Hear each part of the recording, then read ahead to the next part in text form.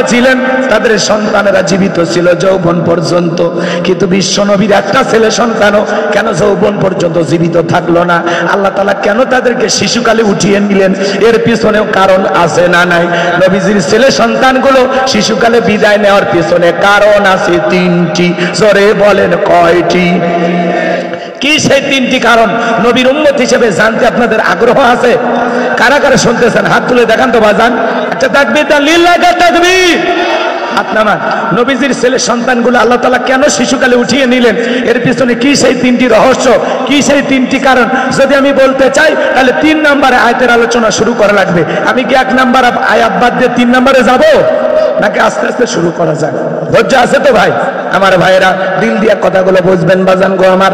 আশেপাশে 2-1টা মসজিদে আজান হচ্ছে, মন খারাপ করবেন না। আমরা এখানে আজান দিয়া নামাজ পড়ে তারপরে বাড়ি যাব। কি রাজি আছেন তো ইনশাআল্লাহ? আমার ভাইরা দিল দিয়ে কথাগুলো বুঝবেন। একটা সন্তান হারানোর ব্যথা, আপন মানুষদের সমালোচনা, অন্যদিকে সাহাবায়ে কিরাম যারা ইসলাম ধর্ম গ্রহণ করে, কাফির বেঈমানরা তাদের উপর নির্যাতন জুলুমের স্ট্রিম রোলার চালায়। নবীজি আমার দারুল আরকামে বসা রাতের বেলায় হযরতে বেলাল তখনও কালেমা পড়ে মুসলমান হন নাই, বিশ্বনবীর দরবারে উপস্থিত হয়ে গেলেন। হযরতে বেলাল নবীজির চেহারার দিকে তাকাইয়া দেখে বলেন, নবী গো, আপনার চাইতে সুন্দর মানুষ আমি জীবনে কোনোদিন দেখি নাই। সুবহানাল্লাহ।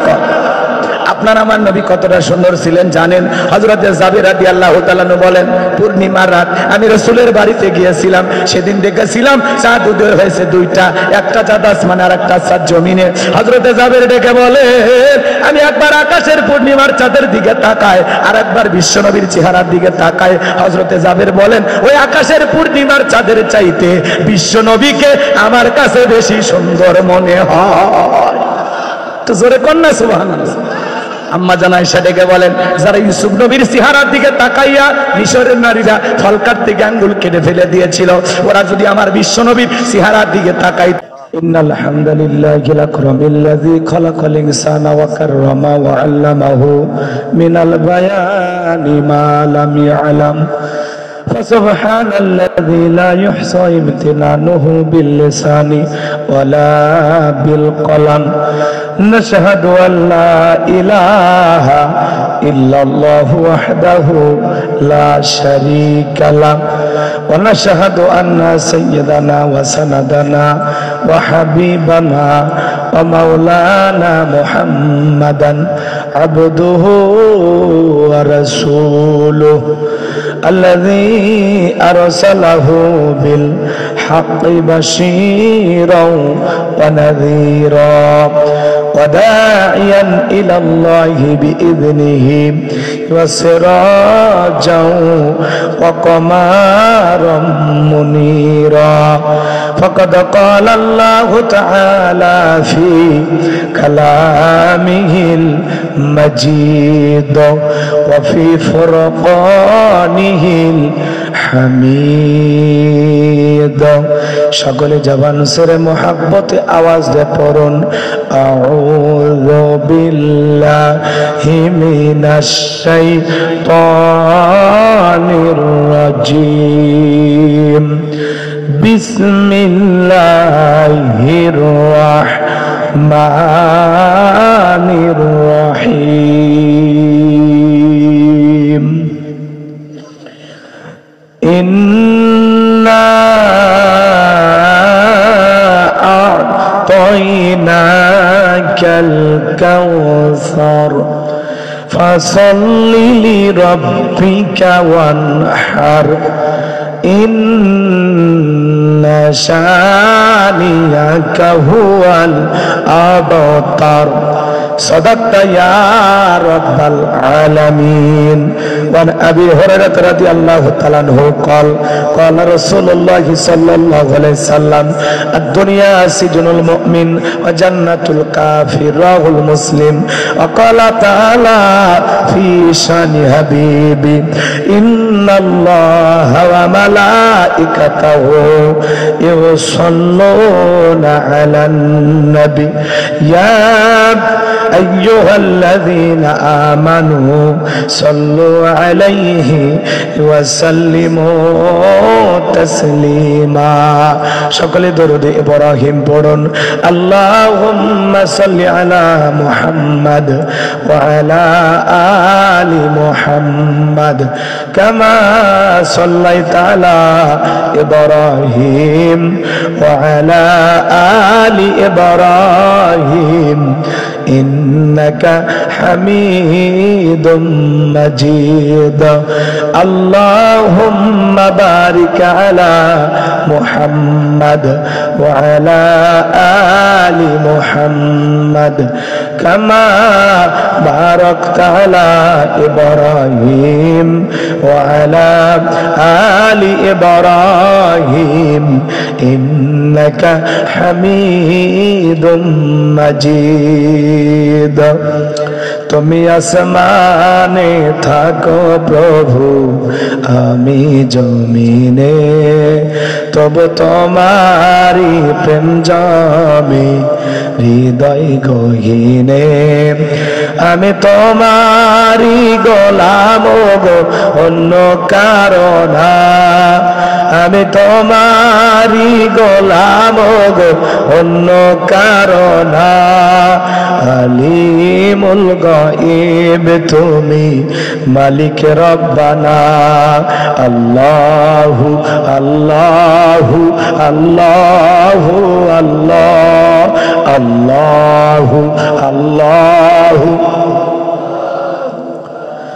তোমারি রহম ছাড়া বাছা বড় দায়।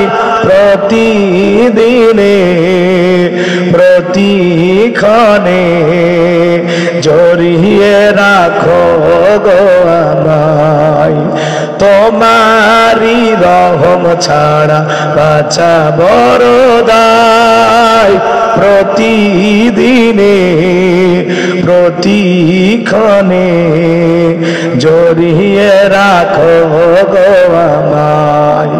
কত শত ভুল মাফ করে দাও, কত শত ভুল মাফ করে দাও।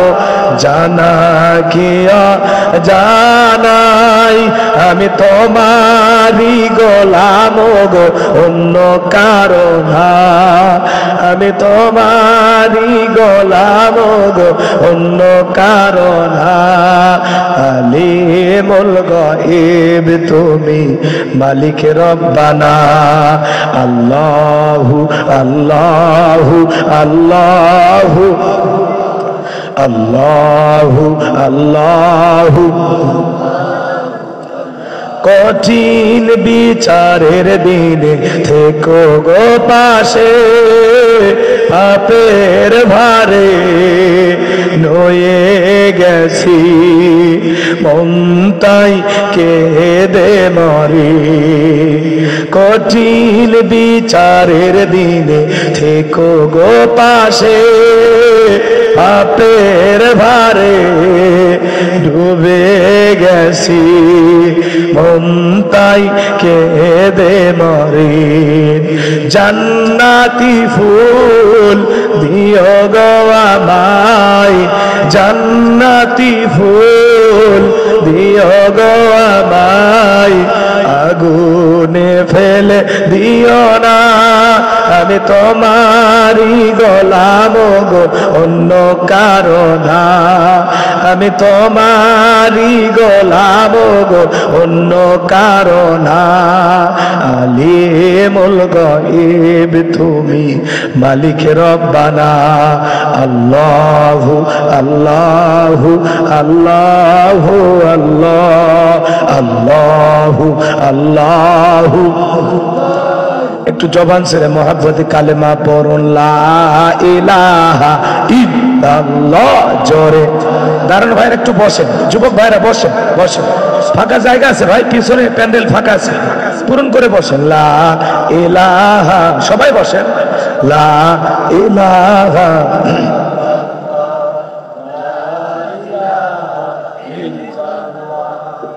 লা ইলাহা ইল্লাল্লাহ। জোরে লা। ফুলের বুকে থাকলে মধু ভ্রমর যেমন আসে, কোরআনের জ্ঞান থাকলে বুকে সবাই ভালোবাসে লা ইলাহা জোরে লা ইলাহা ইল্লাল্লাহু মুহাম্মাদুর রাসূলুল্লাহ। জবান ছেড়ে এক বাক্যে পড়ছি সাল্লাল্লাহু আলাইহি ওয়াসাল্লাম। বাংলাদেশের ঐতিহ্যবাহী ঢাকা জেলার আশুলিয়া থাবা সাভার বাঁশবাড়ি মধ্যপাড়া বাইতুল জান্নাত জামি মসজিদ ও এলাকাবাসীর উদ্যোগে আজকের ঐতিহাসিক তাফসীরুল কোরআন মাহফিলের সম্মানিত সুযোগ্য অনারেবল প্রেসিডেন্ট জনাব মোহাম্মদ আলী জিন্না, আল্লাহ পাক তার গোলামকে হায়াতে তৈয়বা সিয়াতি কুল্লিয়া দান করুন, সকলে বলুন আমিন। প্রধান অতিথি অ্যাডভোকেট মোহাম্মদ শহীদুল ইসলাম, আল্লাহ পাক তার গোলামকে হায়াতে তৈয়বা সিয়াতি কুল্লিয়া দান করুন, সকলে বলুন আমিন। আজকের প্রোগ্রামের বিশেষ অতিথিবৃন্দ, আমন্ত্রিত অতিথিবৃন্দ, সম্মানিত ওলামা ইকরাম, কথা বলে ধন্য করেছেন হাফেজ মাওলানা ফখরুল ইসলাম, মুফতি আলমগীর হোসাইন জাফরি, মুফতি খায়রুল আমিন, কথা বলেছেন হাফেজ মাওলানা আসলাম উদ্দিন জিহাদি কুষ্টিয়া। সকল প্রিয় ভাইদের কণ্ঠ আল্লাহ পাক দ্বীনের জন্য, ইসলামের জন্য, কোরআনের খেদমতের জন্য কবুল করুন, সকলে বলুন আমিন। সময় কম, ভূমিকা দেওয়ার কোনো সুযোগ নাই। মঞ্চে উপস্থিত সম্মানিত ওলামা ইকরাম, সামনে বসা পিতৃ সমতুল্য মুরব্বী বাবাজিরা, কলিজার টুকরাতে বসবাস করতে পারবেন না। যারা দাঁড়িয়েছেন কয়েকবার হাত দিয়ে ইশারা দিলাম, আমার ইশারা তো বুঝবেন না, বান্ধবীর ইশারা ঠিকই বুঝবেন, পুরুষ মানুষের ইশারা তো কাজে লাগে না। ভাই বসেন না, ভাই বসেন। আজকের মাহফিলে আসতে পেরে, বসতে পেরে কারা কারা খুশি দুটি হাত তুলে আল্লাহকে দেখান, একটা তাকবীর দেন, লিল্লাহি তাকবীর। এত জোরে আওয়াজ দিবেন, আশেপাশে যারা ঘোরাফেরা করতেছে ওরা যেন বোঝে না খেলা শুরু হয়েছে। লিল্লাহি তাকবীর। আল কোরআনের আলো, আল হাদিসের আলো, এ দুর্নীতির আলো। হাত নামান। অনেকে ঝোঁকে তালে বলেই ফেলেছে দুর্নীতির আলো ঘরে ঘরে জাল। বাংলাদেশে দুর্নীতি দমন কমিশন আছে না নাই? এরপরে দুর্নীতি কমেছে নাকি ডিজিটাল কাজে বেড়ে চলেছে? দিন যত করাচ্ছিল দুর্নীতির পাল্লা তত ভারী হচ্ছিল, কথা বলে ঠিক না? আমরা চাই আমাদের প্রিয় মাতৃভূমি বাংলাদেশ দুর্নীতি মুক্ত আল্লাহ কবুল করেন, ছিল বলুন আমিন। আমরা চাই আমাদের বাংলাদেশ মাদক মুক্ত আল্লাহ কবুল করেন, ছিল বলুন আমিন। আমরা চাই আমাদের বাংলাদেশ যৌতুক মুক্ত আল্লাহ কবুল করেন, ছিল বলুন আমিন। আমরা চাই আমাদের বাংলাদেশ নাস্তিক মুক্ত আল্লাহ কবুল করেন, ছিল বলুন আমিন। সম্মানিত ভাইরা আমার, ভূমিকা দেওয়ার কোনো সুযোগ নাই। জয় আর মাজলুমদের শেষ পরিণতি হলো বিজয়। শেষ বিজয়ের হাসি আমরাই হাসবো, কথা বলেন ঠিক কিনা? মনে রাখবেন, যুগে যুগে নবী রাসূল দাওয়াতি কাজ করেছেন, তাদের দাওয়াতি কাজে কাফের বেঈমানেরা বাধার প্রাচীর তৈরি করে দিয়েছিলেন। এরপরে আল্লাহর পয়গম্বরেরা শত বাধার প্রাচীরকে ভেঙে আল্লাহর জমিনে আল্লাহর পথে মানুষকে দাওয়াত দিয়েছেন, কথা বলেন ঠিক কিনা? আপনার আমার প্রিয় নবী কালেমার দাওয়াতি দিকে, কোরআনের প্রচার করতে গিয়ে মার খেয়েছেন, রক্ত জড়িয়েছেন, ডান্ডার মোবারক শহীদ হয়ে গেছেন। সাহাবায়ে কেরাম দ্বীনকে প্রতিষ্ঠিত করতে গিয়ে মার খেয়েছেন, রক্ত জড়িয়েছেন, জীবন দিয়েছেন। ও বাংলার মুসলমান, 1971 সালে এদেশের মাটির জন্য, এদেশের স্বাধীনতার জন্য আপনার আমার পূর্বপুরুষেরা যদি রক্ত দিতে পারেন, জীবন দিতে পারেন, 2024 সালে 2000-এর বেশি মানুষ স্বৈরাচার জালেমকে বিদায় করে দেওয়ার জন্য যদি রক্ত দিতে পারেন, জীবন দিতে পারেন, প্রয়োজন যদি হয় আল্লাহর জমিনে আল্লাহর দ্বীনকে প্রতিষ্ঠিত করতে গিয়ে, কোরআনের সমাজ ব্যবস্থা কায়েম করতে গিয়ে নবীদের মতো, সাহাবায়ে কেরামদের মতো বুকের তাজা রক্ত দিতে হয় কোরআনের জন্য, দ্বীনের জন্য, ইসলামের জন্য, কোরআনের সমাজ কায়েম করার জন্য। কারা কারা বুকের তাজা রক্ত দিতে রাজি? তুই হাত তুলে আল্লাহকে দেখা।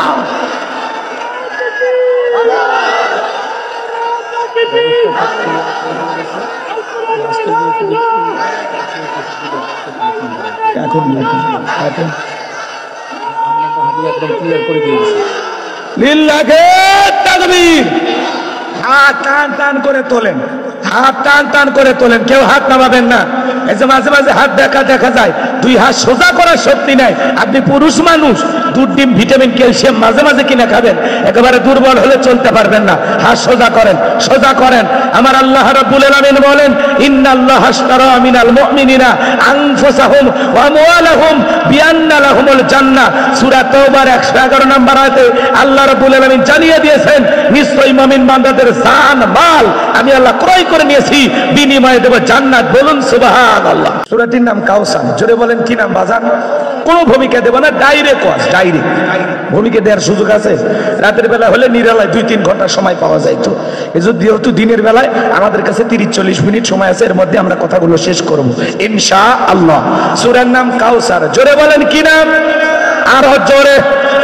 জোর হলো না, মিছিল করার অভ্যাস করেন, সামনে মিছিল করা লাগবে, কথা কোন ঠিক কিনা? সূরার নাম কাউসার। মোট আয়াত আছে 3টি, রুকু আছে 1টি। বিশ্বনবীর মক্কার জিন্দেগিতে এই সূরাটি নাজিল হয়েছেন। কোরআনুল কারীমের 108 নাম্বার সূরা। মনে থাকবে তো ইনশাআল্লাহ? তাহলে জবান ছেড়ে সবাই একটু মুহাব্বতে আমার সঙ্গে তেলাওয়াত করুন। আউযু বিল্লাহি মিনাশ শাইতানির রাজিম। বিসমিল্লাহির রাহমানির রহিম। বিতাড়িত মুরদাদ শয়তানের কাছ থেকে আল্লাহ পাকের কাছে আশ্রয় প্রার্থনা চাচ্ছি। পরম করুণাময় দয়ালু আল্লাহ তাআলার নামে শুরু করছি। সবাই কণ্ঠ নাড়িয়ে জবানটা ছেড়ে আমার সঙ্গে তেলাওয়াত করুন। ইন্না আ'তাইনাকাল কাউসার ফাসাল্লি লিরাব্বিকা ওয়ানহার ইন্না শানিয়াকা হুয়াল আবতার। আল্লাহু আকবার। যেহেতু লিখেছেন তাফসীরুল কোরআন মাহফিল, এদিকে খেয়াল করবেন, যে কোনো আয়াত বা সূরা থেকে তাফসীর করতে হলে আল্লাহ তাআলা সেই সূরাটি বা আয়াতটি কোন প্রেক্ষাপটে কোন সময় নাজিল করেছেন সে নাজিলের প্রেক্ষাপট জানা দরকার আছে না নাই? আরবিতে বলা হয় শানে নজুল। যদি শানে নজুল আলোচনা করা হয় তাহলে তাফসীর বুঝতে সহজ হয়, কথা বলে ঠিক কিনা? তো সূরা কাউসার নাজিলের শানে নজুল আছে না নাই? জোরে বলেন, নাজিলের প্রেক্ষাপট আছে না নাই? যদি আমি বলতে চাই 2-2.5 ঘন্টা লাগবে, অত সময় না, সংক্ষিপ্ত করে 2-1 মিনিটে আমি কি শানে নজুল বলবো? রাগ করবেন না তো ইনশাআল্লাহ? একটা তাকবীর দেন, লিল্লাহি তাকবীর। ভয় পাচ্ছেন কোনো কারণে? ভয় পাচ্ছেন? ভয়ের কোনো কারণ আছে? ভয়কে জয় করতে শেখা লাগবে। আমরা মুসলমান মাথা উঁচু করে বেঁচে থাকার জাতি, মাথা নত করে বাঁচতে চাই না, কথা বলে ঠিক কিনা? আওয়াজ দিলে পুরুষের মতো দিবেন ইনশাআল্লাহ। আর একটা জোরে সোরে সবাই মিলে তাকবীর দেন, লিল্লাহি তাকবীর। আমার ভাইয়েরা, বিশ্বনবীর প্রিয় সাহাবী হযরতে আনাস রাদিয়াল্লাহু তাআলা আনহু বলেন, নবীজি কাবার হাতিমে হেলান দিয়ে বসা, আমি তাকায়া দেখি নবীজির মনটা ভীষণ খারাপ, মুখটা মলিন, চোখের কোণা দিয়া অশ্রু ঝরতেছে। হযরতে আনাস ডেকে বলেন, কিছুটা সময় অতিবাহিত হয়ে যাওয়ার পরে আমি তাকায়া দেখি আমার নবীজি মুস্কি মুস্কি হাসতেছেন। বলুন সুবহানাল্লাহ।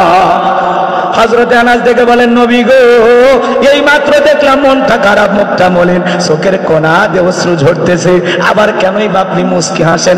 আমার নবী কেন কাঁদেন, কেন হাসেন? এর পিছনেও রহস্য আছে না নাই? নবীজি কেন কাঁদেন?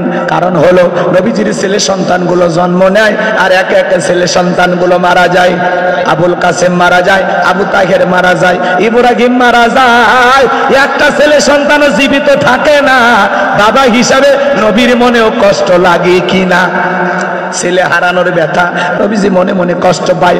অন্যদিকে নবীজির কাছের চাচা নাম হলো আবু লাহাব, ডেকে বলে, ভাতিজা, তোমার বংশে বাতি জ্বালানো কেউ থাকলো না, তুমি একটা লেজ কাটা, তুমি একটা নির্বংশ, তুমি একটা হাত খুঁড়ে। জোরে কর নাউজুবিল্লাহ। যদিও রাসূলের 4টি কন্যা সন্তান জীবিত ছিল। আচ্ছা আপনারাই বলেন, আল্লাহ না করুক আপনার আমার সন্তান যদি মারা যায়, কাছের আত্মীয় স্বজনদের উচিত বিপদের দিনে সান্ত্বনা দেওয়া। বাবা তুমি সবর করো, ধৈর্য ধারণ করো, আল্লাহ সন্তান দিয়েছে, আল্লাহ নিয়েছে, মন খারাপ করো না। আল্লাহ যদি চায় বছর না ঘুরতে আবারও তোমাদের ঘর আলোকিত করে সন্তান দিতে পারেন, তিনি কে? কিন্তু নবীর চাচা আবু লাহাব, মনে রাখবেন, আবু জেহেলের চাইতে আবু লাহাব বেশি খারাপ। কারণ আবু জেহেলের নামে আল্লাহ সূরা দেয়নি, আবু লাহাবের নামে দিয়েছে। তার মানে আবু জেহেলের চাইতেও কয়েক গুণ ওপরে ছিল এই আবু লাহাব। খালি আবু লাহাব খারাপ না, আবু লাহাবের বউ খারাপ। কথা বল না, আবু লাহাবের কে খারাপ? বউ খারাপ। ওইদিকে যাবো না, বললে গেলে অনেক কথা বলা লাগবে, সময় নাই আমার ভাইয়েরা। তাহলে একে তো সন্তান হারানোর ব্যথা, আপন মানুষদের সমালোচনা, নবীজির মনের কষ্ট কমে না বাড়ে। আমার ভাইয়েরা, দিল দিয়া কথাগুলো বুঝবেন। পৃথিবীর জমিনে আল্লাহ তাআলা অনেক পয়গম্বর পাঠিয়েছিলেন, তাদের সন্তানেরা জীবিত ছিল যৌবন পর্যন্ত, কিন্তু বিশ্ব নবীর একটা ছেলে সন্তানও কেন যৌবন পর্যন্ত জীবিত থাকলো না? আল্লাহ তাআলা কেন তাদেরকে শিশুকালে উঠিয়ে নিলেন? এর পিছনেও কারণ আছে না নাই? নবীজির ছেলে সন্তানগুলো শিশুকালে বিদায় নেওয়ার পিছনে কারণ আছে তিনটি। জোরে বলেন কয়টি?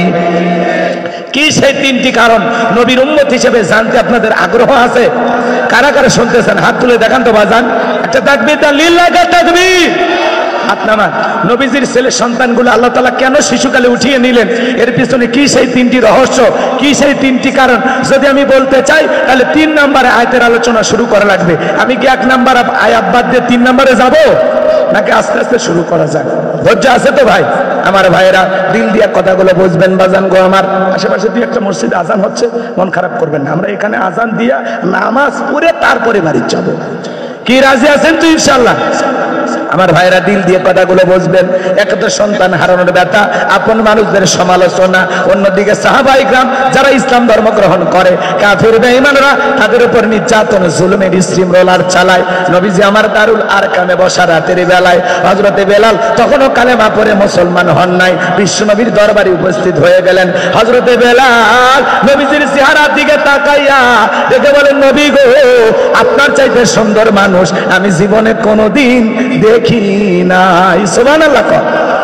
আপনার আমার নবী কতটা সুন্দর ছিলেন জানেন? হযরতে জাবের রাদিয়াল্লাহু তাআলা বলেন, পূর্ণিমার রাত আমি রাসূলের বাড়িতে গিয়েছিলাম, সেদিন দেখেছিলাম চাঁদ উদয় হয়েছে 2টা, একটা চাঁদ আসমানে আর একটা চাঁদ জমিনে। হযরতে জাবের ডেকে বলে, আমি একবার আকাশের পূর্ণিমার চাঁদের দিকে তাকাই, আর একবার বিশ্বনবীর চেহারার দিকে তাকাই। হযরতে জাবের বলেন, ওই আকাশের পূর্ণিমার চাঁদের চাইতে বিশ্বনবীকে আমার কাছে বেশি সুন্দর মনে হয়। তো জোরে কন্যা সুবহানাল্লাহ। আম্মা জান আয়েশা ডেকে বলেন, যারা ইউসুফ নবীর চেহারার দিকে তাকাইয়া মিশরের নারীরা ফল কাটতে আঙ্গুল কেটে ফেলে দিয়েছিল, ওরা যদি আমার বিশ্ব নবীর চেহারার দিকে